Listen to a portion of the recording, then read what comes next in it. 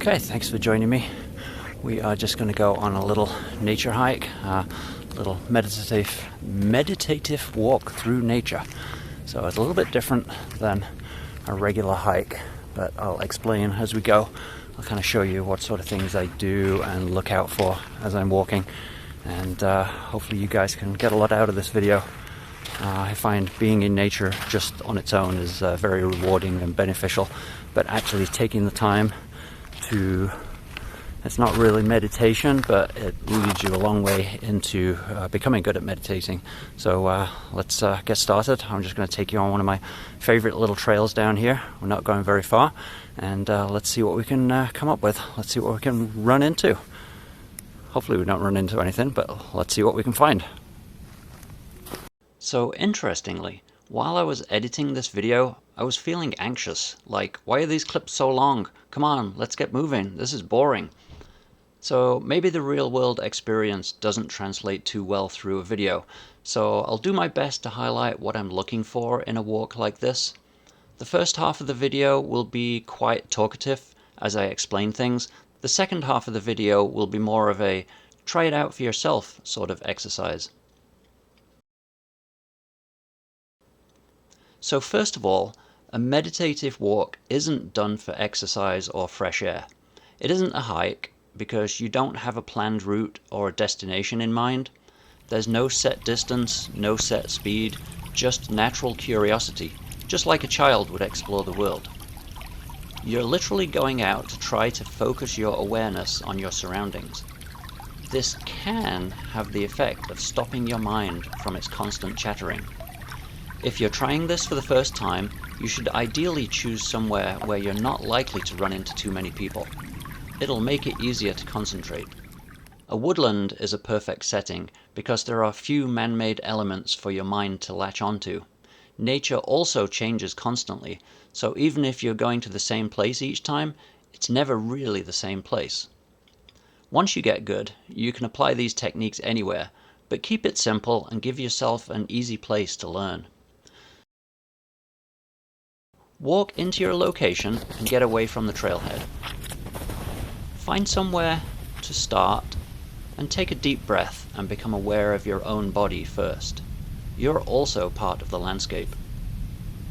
So here I'm feeling the cold on my face, feeling the cold air going into my lungs. I'm noticing the clothing move on my body, the weight of my feet pressing into my boots. Now moving outwards, I start to focus on the sounds my boots are making in the snow. Sound is one of the gateways of this particular walk. The boots are really loud, so they do grab your attention. But allow yourself to hear the rest of the forest too. The occasional bird, the sound of the stream, the sounds of passing airplanes. It's really easy to get annoyed with man-made sounds. I came here to enjoy the peace and quiet of nature, so this plane is really annoying and upsetting my experience. But just step back for a moment. Even the airplane is a valid part of the environment you're in. It's your mind that is getting upset. Sounds are just sounds. And if you listen intently, you'll stop identifying the individual sounds until all sounds become one sound. Now turn your attention to what you see. As you look at the wide scene before you, your mind will identify each object: trees, snow, river.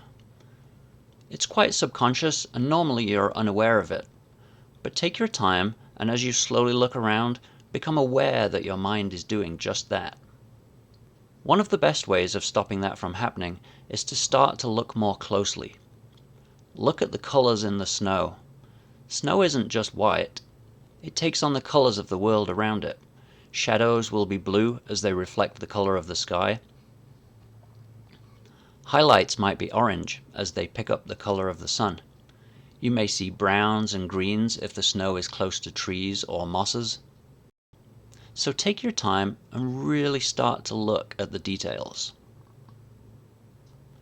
Now pick something that grabs your attention and go and look at it up close. You're in a forest, you see a tree. You go close and you see the bark. You go closer and you stop being able to label things because we don't have the vocabulary to label it. How can your mind label something if you don't know what it's called? An arborist might be able to come up with a few more definitions and descriptions of what bark is. But if you fully allow yourself to look closely at the bark on the tree, you'll see that your mind actually stops for a while.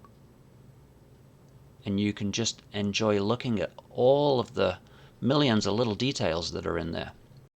So once you've had that little experience of that little tiny few square inches of tree bark in front of your face, now try to apply that to the whole world around you. Try to become aware of the details, so much so that your mind stops that constant chatter. If you just keep doing all of these things until you're fully immersed in your surroundings, if your mind actually shuts down for long enough, you may find yourself in the wonderful experience called oneness, where you become part of the surroundings. You become one with everything. I can't guarantee that you'll have that experience, but I can guarantee that if you go out into the woods expecting to have that experience, you most definitely will not, because you gave your mind a goal and gave it back the power to take over the experience. You can't make oneness happen, but by following the simple steps and just looking at all of the details in the surrounding area, you will find that the experience just happens on its own. If you try to force it, it won't happen. If you just let it happen, it'll happen on its own. Okay, so for the rest of this video, I'm just going to point out specific details about some of the things we're looking at, but I think you should hopefully get the idea from here, and it should at least give you a good start to go out on your own meditative walks, and you may learn to enjoy nature in a very different way than what you're used to.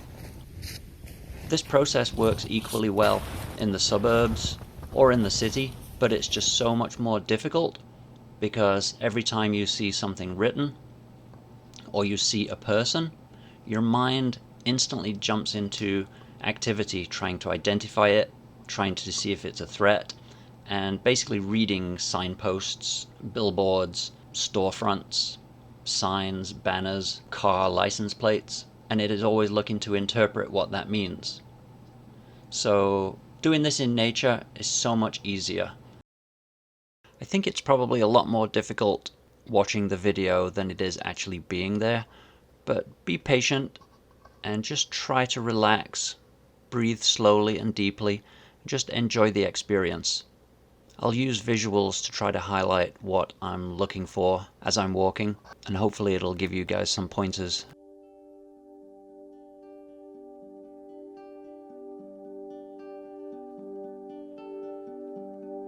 Okay, so I'm always looking for what draws my eye in the scene, and light is usually one of the biggest things. Don't be afraid to get in really close as well and look at the details. You can actually spend quite a lot of time really looking very close to the subject, especially with things like wood and old decaying logs. I find them fascinating. This is a good little clip here. You see how the shadow from the tree branch is actually projected onto the trunk? But if you allow your eyes to just look at what you see, you don't see a shadow and a trunk. You just see contrast and changes in color. They are not two separate things.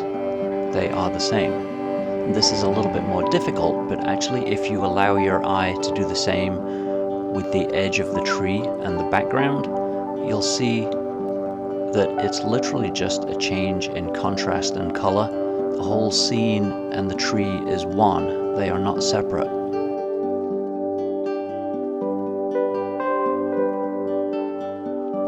I love the difference between the really dark pools of mysterious water and then the light, fluffy snow sitting on top.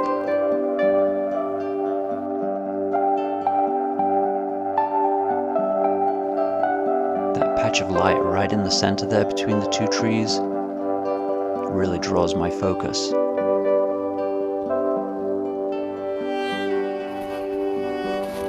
Just look at how blue the snow is there, and then the occasional little highlight and the shadows of the tree.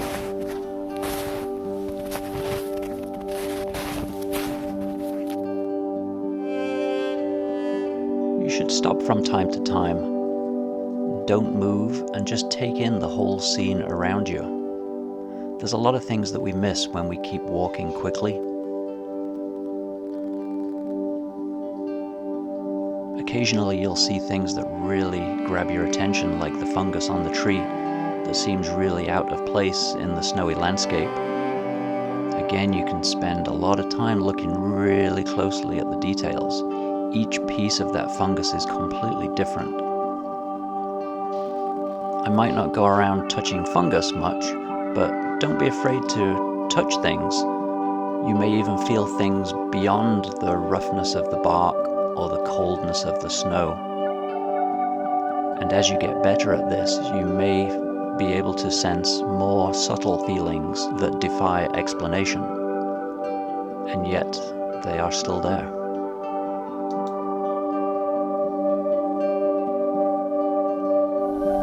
Occasionally you'll come across something that really catches your eye, like this moving leaf. It's really simple, but the sound and the movement it makes really does pull you in. But also don't forget to look at the scene around it. Look at all of its brothers and sisters waving in the wind too.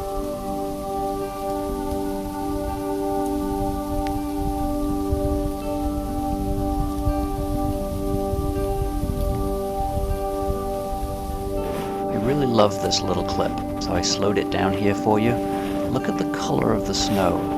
As my gaiters pass over it, you can see so many different colors changing in the snow there, right around where my feet are placed. You'll see blues mixing with the red to create purple.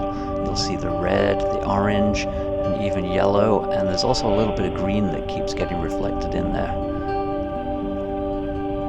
Look for the really subtle details like that, things that you might normally miss.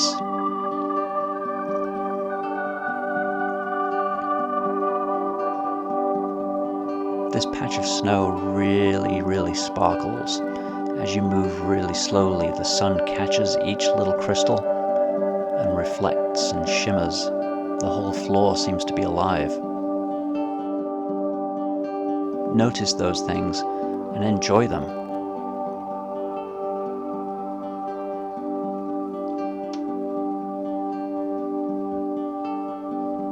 This little cluster of berries that are still hanging on through the winter has some amazing colors.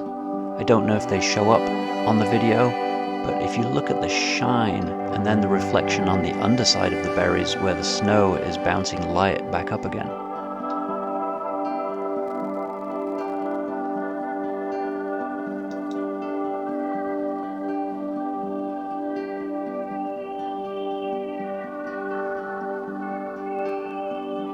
I love this solitary tree, just standing there. Even though it was dead a long time ago, it still has a lot of power on the landscape. Look at each of these blades of grass or stalks, whatever they are, just gently moving in the wind. They each have a little rhythm as they do their little dance.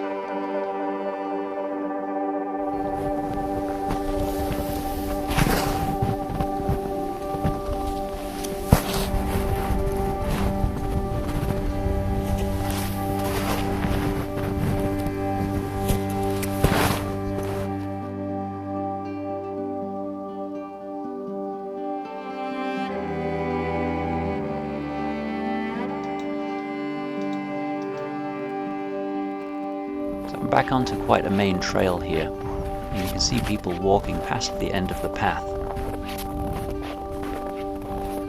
Almost as soon as you see other people, your mind will subconsciously try to figure out if they're a threat, and so your mind will start up again very quickly when you come across people.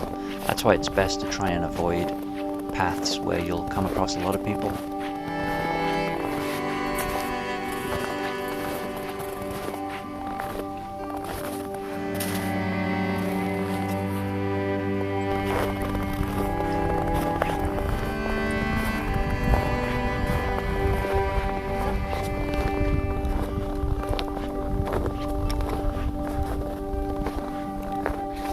Don't just look straight ahead on the path. Turn your head around and look in every direction. up, down, left, right. There are things to be seen in every area. The light changes from moment to moment as you turn around.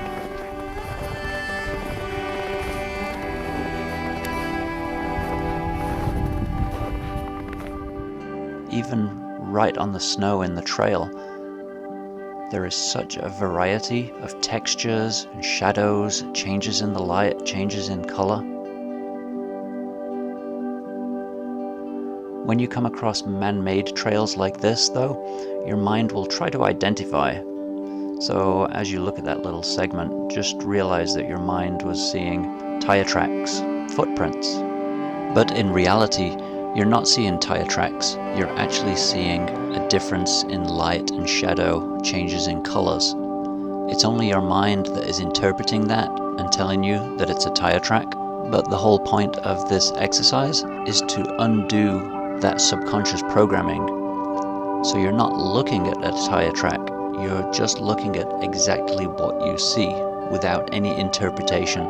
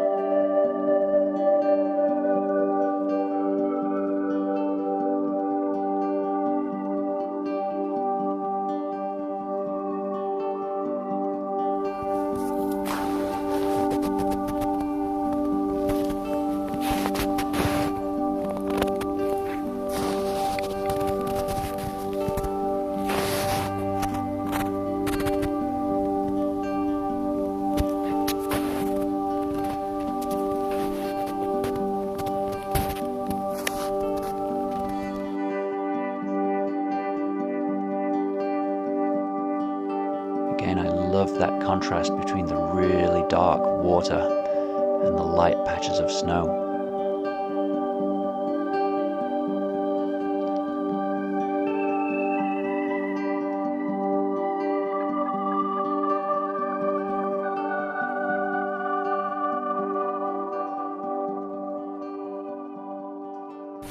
So thanks for joining me on this little hike through the woods here.